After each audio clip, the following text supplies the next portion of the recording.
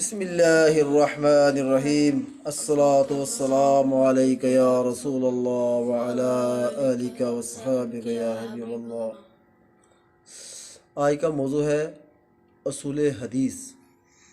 ایک ہوتی ہے حدیث، ایک ہے اصول حدیث، یعنی فن حدیث۔ حدیث کو جانچنا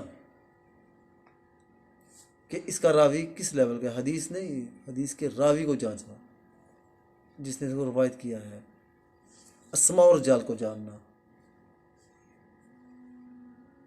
یعنی کن لوگوں نے ان کو نقل کیا ہے، ایک حدیث کو کس آدمی نے نقل کیا ہے، یعنی جو حدیث کو نقل کرنے والا ہے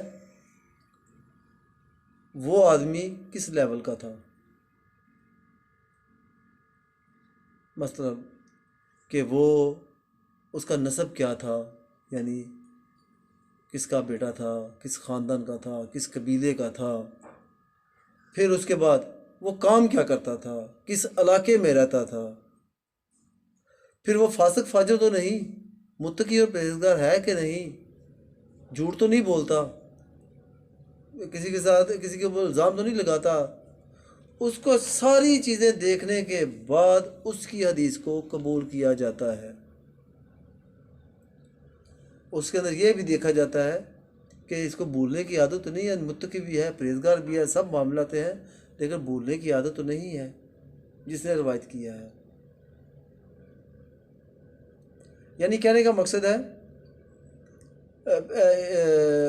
کہ ایک حدیث کو لینے کے لیے پہلے اسماء و رجال کا جاننا ضروری ہے۔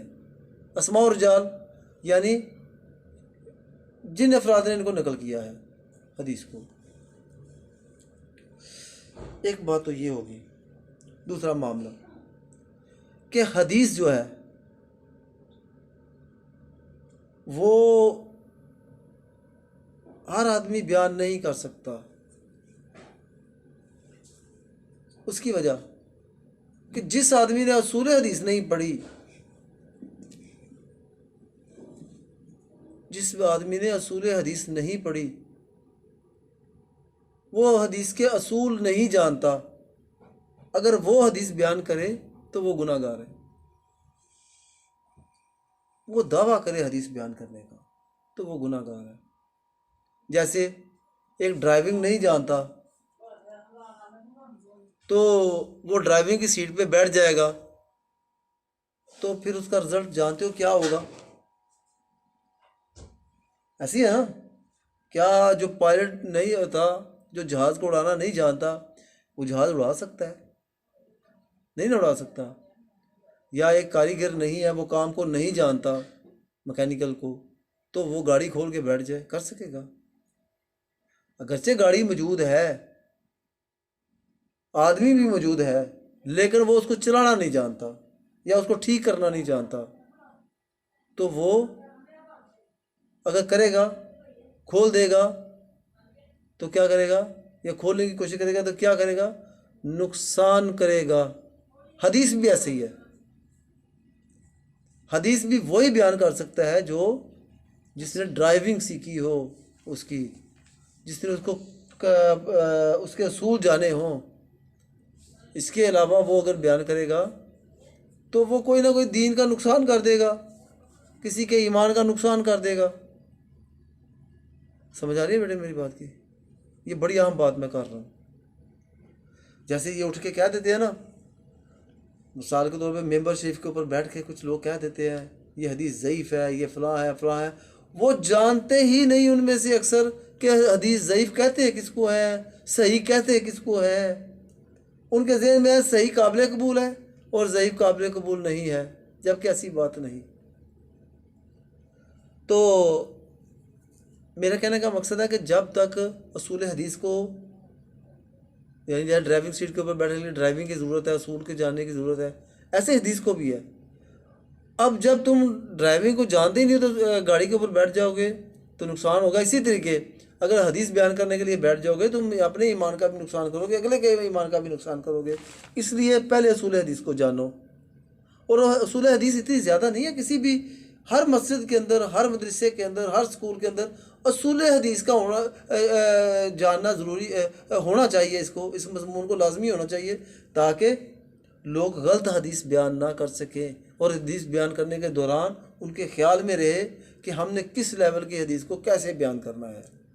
تو ٹھہرے بات سن، میں پوری بات آپ کو بتا دوں۔ ہاں سوال؟ تو اگر کوئی یہ کرے کسی سے سنی ہوئی حدیث، بیٹے کسی سے سنی کوئی آدمی حدیث بیان کرتا ہے تو جب تک تصدیق نہ کر لو اس کی سند کے بارے میں، پہلی بات حدیث مبارکہ کی کتابیں ہاں موجود ہے نا، اس میں آپ دیکھ لو، اگر وہاں نہیں دیکھ سکتے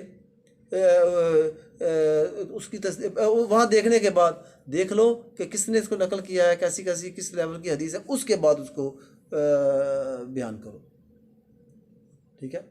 ایک بات تو یہ ہوگی، یعنی میرے کہنے کا مقصد ہے اصول حدیث جاننے کے بغیر کوئی آدمی حدیث بیان نہیں کر سکتا۔ دوسرا، کچھ لوگ ایسے کہہ دیتے ہیں نا کہ ضعیف ہے حدیث، یہ فلاں ہے، یہ فلاں ہے، یہ صحیح ہے۔ ضعیف ہونے کا یہ مطلب نہیں ہے کہ وہ قابل قبول نہیں ہے۔ ضعیف حدیث نہیں ہوتی، راوی ضعیف ہوتا ہے۔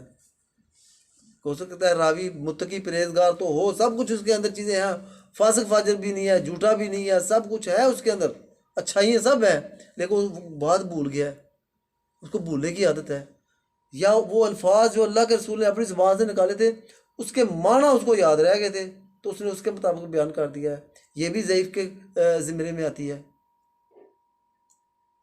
میری بات سمجھ آ رہی ہے نا؟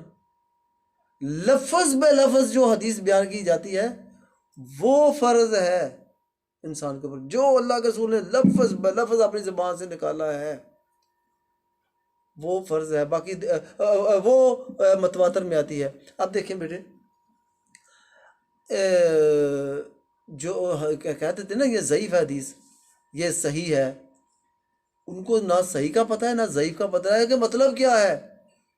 صحیح کا مطلب یہ ہے اصل کہ صحت کے لحاظ سے درست ہے، قابل اعتبار ہے، لیکن اس کے راوی میں ابھی بھی شک ہے، صحیح سے یہ مراد ہے۔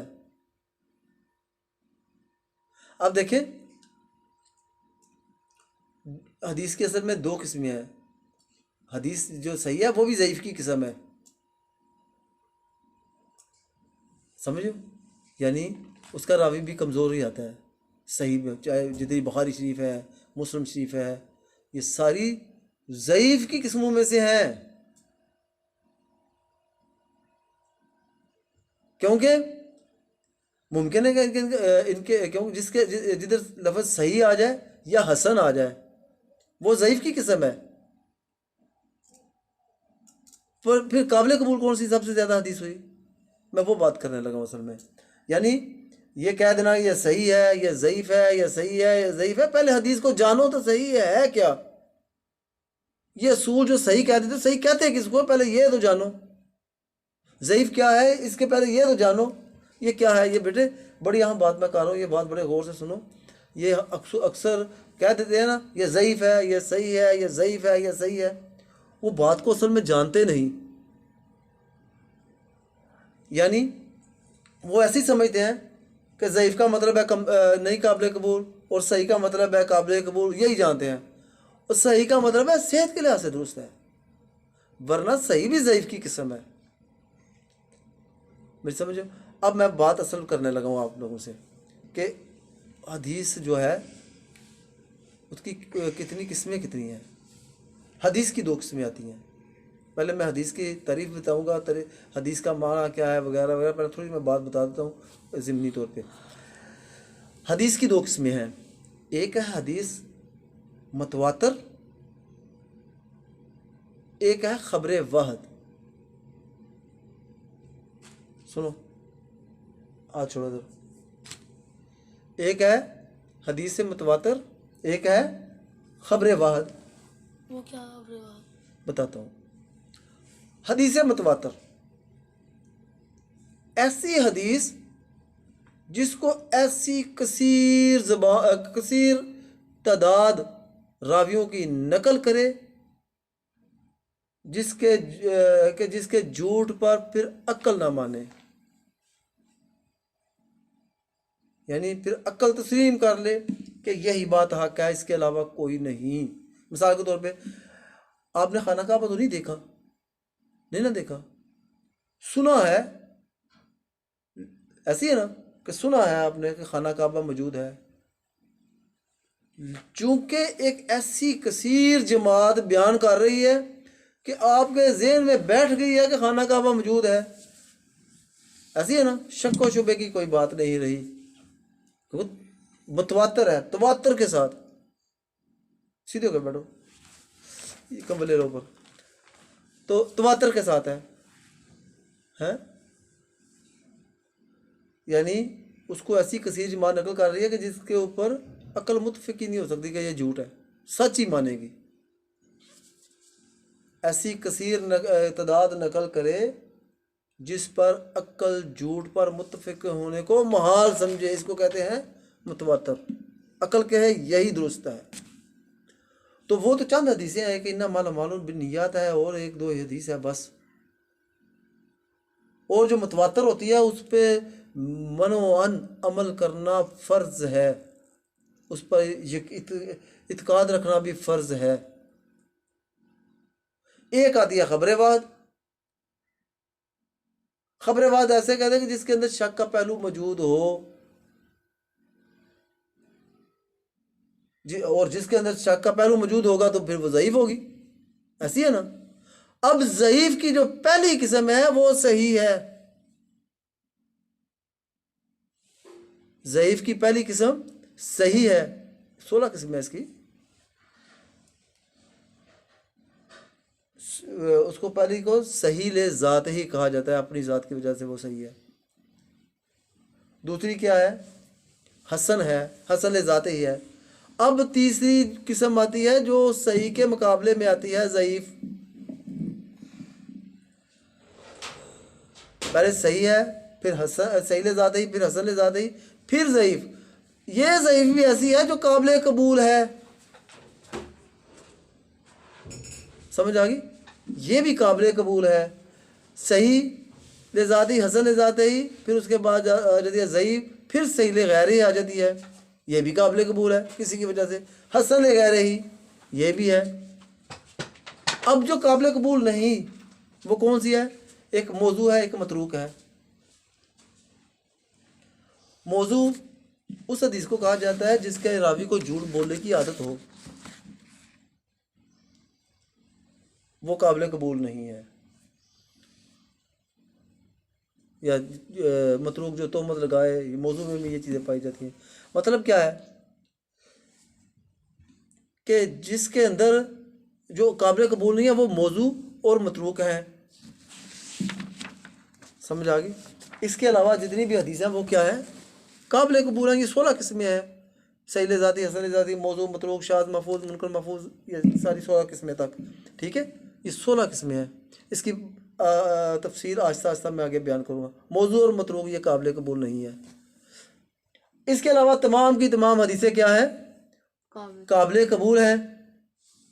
ہر حدیث کے اوپر کہتے ہیں یہ ضعیف ہے، چھوڑ دو، یعنی ویسے تو جو صحیح ہے، جو کیا نام ہے، بخاری شریف نے اور بخاری شریف نے صحیح حدیثیں نقل کی ہیں، اور مسلم نے حسن بھی غالباً کی ہیں اور دوسری بھی کی ہیں، تو صحیح اور حسن ان دونوں کے اندر ہے۔ تو جس کے اندر صحیح اور حسن ہے اس کا مطلب کیا ہے کہ ان کے اندر کیا ہے کہ شک کا پہلو موجود ہے، خبر واد کی قسمیں ہیں۔ یہ اصل تو متواتر ہے نا، اصل کیا ہے؟ متواتر۔ اس کے علاوہ صحیح اور جو حسن ہے یہ کس کی قسم میں آتی ہے؟ خبر واد میں، اور خبر واد کے اندر شک کا پہلو موجود ہوتا ہے، سمجھ آ گئی؟ اس کے اندر شک کا پہلو موجود ہوتا ہے، اس لیے وہ صحیح ہے اور حسن ہے۔ اب دیکھیں ایک بات میں اور کرنے لگا ہوں، پھر آگے چلیں گے، یہ میں تفصیل میں بتاؤں گا، یہ صحیح کس کو کہتے ہیں، حسن کس کو کہتے ہیں، اس کے بعد ضعیف کس کو کہتے ہیں جو ان کے مقابلے میں ہے۔ پہلے خبر واحد آئے گی، وہ خبر واحد کی یہ قسمیں ہیں ساری۔ اس کے بعد یہ حسن غیری کس کو کہیں گے، حسن صحیح غیری کس کو کہیں گے، حسن غیری کس کو کہیں گے، موضوع متروک شاذ محفوظ منکر محفوظ، یہ کیا کیا ہیں، ان کے بارے میں تفصیل بیان کریں گے۔